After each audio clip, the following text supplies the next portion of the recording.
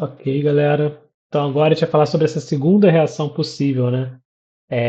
Depois que você faz uma primeira reação e forma um M-acetal, no caso de uma aldose, né, aqui no exemplo da glicose, você formou um monossacarídeo na sua forma cíclica, né? Eu não falei no outro vídeo, mas essa forma cíclica do monossacarídeo, em água, em solução, ela vai se alternando entre o isômero alfa e o isômero beta, tá? Que estão desenhados aqui, da glicose. A gente tem 63% de um, 37% de outro.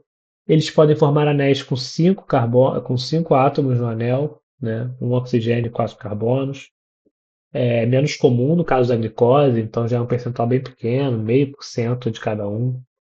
E também ficam intercalando entre essas formas cíclicas e a forma linear, né? Então, em solução, se jogar lá 1 mol de moléculas de glicose em água, você vai ver essa distribuição aí em 2/3 mais ou menos, fica a alfa,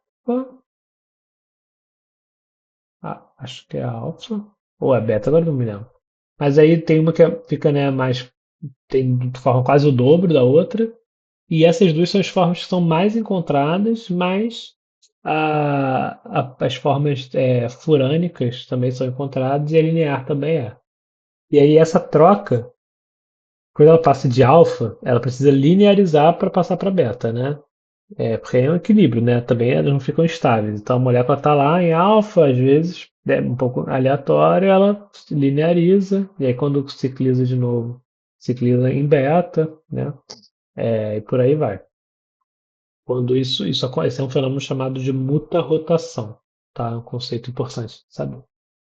Bem, aí quando está nessa forma cíclica, que formou um N-acetal, esse carbono 1 aqui, anomérico, ele é altamente reativo, ele está doido para ser oxidado e reagir com uma outra hidroxila. Então ele continua tendo uma reatividade com hidroxila.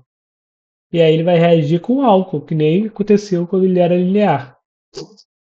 E aí ele pode corrigir novamente, né, com um álcool, com uma hidroxila de um carboidrato. E aí pode ser de um carboidrato cíclico.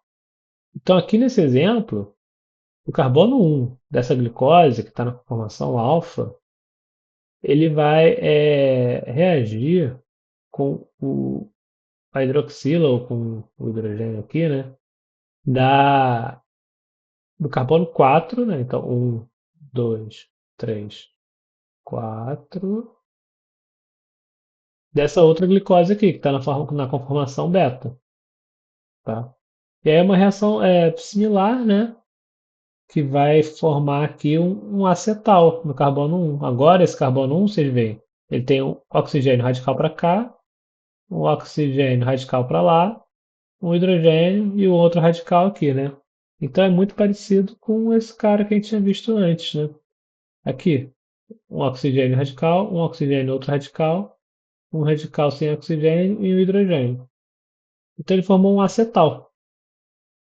E esse acetal já não passa mais a ser reativo, né? Ele já não tem essa tendência a reagir, porque ele já está no estado de menor energia, ele já se conectou, os oxigênios, já está no maior estado de oxidação que ele pode estar, e, e é isso. E aí, com isso, ele forma uma ligação glicosídica, porque ele linkou um glicosídeo, um glicídio, a outro, né?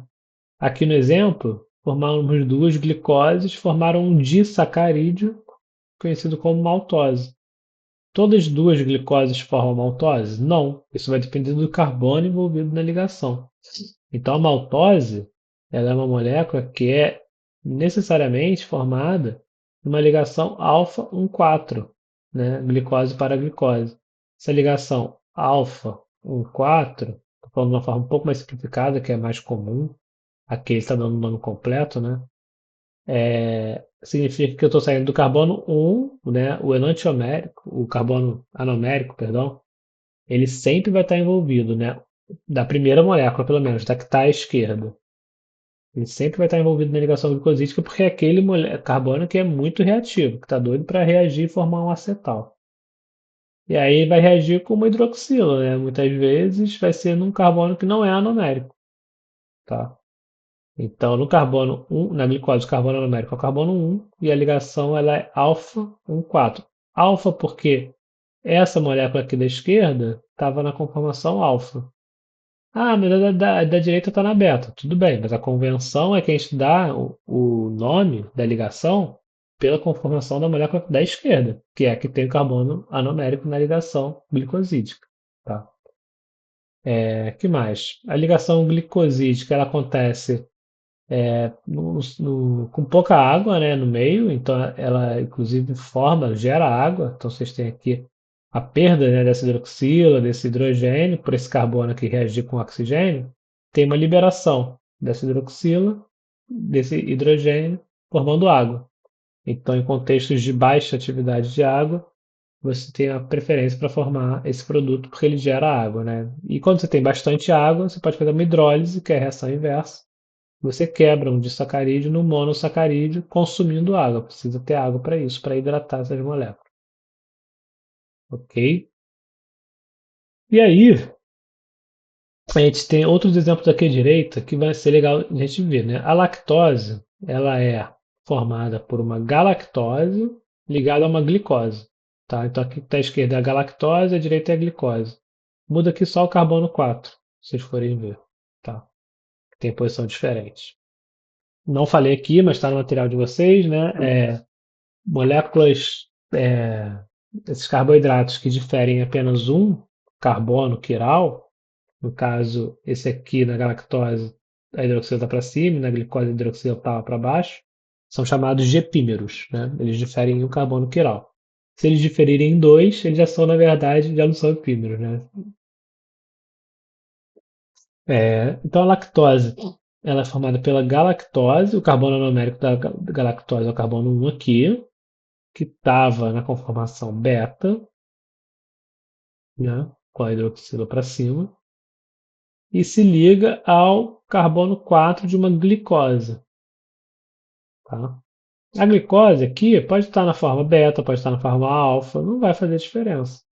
Ele está dizendo aqui que está na forma beta porque a glicose está na forma beta, mas se fosse uma glicose na forma alfa, a ligação ia correr? Ia, porque ela não está participando. Esse carbono anomérico da glicose aqui não está participando. Quem está participando é o carbono anomérico da galactose com o carbono 4 da glicose. Então, a conformação do carbono 1 lá não vai fazer diferença, tá? Inclusive, ele aqui, ele tá suscetível, ele é possível de se ligar, né, a um outro monossacarídeo e fazer um trissacarídeo, porque ele é um carbono altamente reativo, é um carbono anomérico que está livre para reagir. Aqui, ele já não reage mais, que ele já reagiu, né? O carbono 1 da galactose era anomérico, era altamente reativo, reagiu com o carbono 4, beleza, agora não reage mais. Na maltose, mesma coisa. A gente fica com essa ponta aqui, essa extremidade, né, da molécula direita, um M-acetal, ou seja, é o mesmo M-acetal que tinha aqui, né? Então, é um carbono anomérico com uma hidroxila livre doido para reagir. E no caso da sacarose, que é o famoso açúcar de mesa, a gente tem uma situação um pouco diferente. A sacarose é formada por glicose e frutose, numa ligação é, alfa 1,2, quando você chama assim, né, da glicose para frutose. Aqui, alfa 1,2. A glicose na configuração alfa, ou seja, hidroxila para baixo, se liga do carbono 1, né? Sempre a molécula da esquerda vai ser carbono anomérico, que vai ligar. Se ligar ao carbono 2 da frutose, que é o carbono anomérico da frutose. A frutose, ela também é uma hexose, mas ela tem dois carbonos fora do ciclo, né? O carbono 1 e o carbono 6. Ela aqui está um pouco espelhada. Tá? Pensem, se ela tivesse com esse carbono 2 para cá, vocês iam ver melhor. Mas o carbono que fechou o ciclo foi esse aqui, o 2 na frutose, tá? Esse carbono 2 que reagiu com o oxigênio aqui, que era a hidroxila que estava no carbono 5, tá bem? Então, No caso da frutose, vou limpar aqui um pouco. No caso da frutose, o carbono anomérico da glicose está ocupado, fazendo a ligação glicosídica com o carbono anomérico da frutose. E aqui não tem carbono anomérico. Esse cara aqui, ele é um M-cetal, um M-acetal? Não. Ele tem aqui um O, né? É um oxigênio ligado a um radical, mas ele não tem uma hidroxila livre, ele tem aqui dois radicais. Ele não vai ter uma hidroxila livre para poder reagir. Então ele não é um M-acetal. Isso faz com que ele seja de baixa reatividade, né? Então eu não consigo polimerizar a partir da sacarose. A sacarose, ela é uma molécula não redutora. Ela não reduz outras moléculas, então ela não se oxida, né? É um conceito de açúcares redutores. Então, a sacarose não é um açúcar redutor porque ela não tem um M-cetal ou um M-acetal livre, né? Um carbono anomérico livre para sofrer uma reação de oxidação. Aqui no caso da lactose a gente tem, ele está aqui. O carbono da galactose está ocupado, mas o da glicose está aqui, disponível. Né?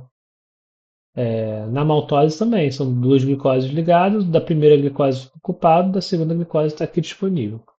Então esse é o conceito de açúcares redutores. Tá?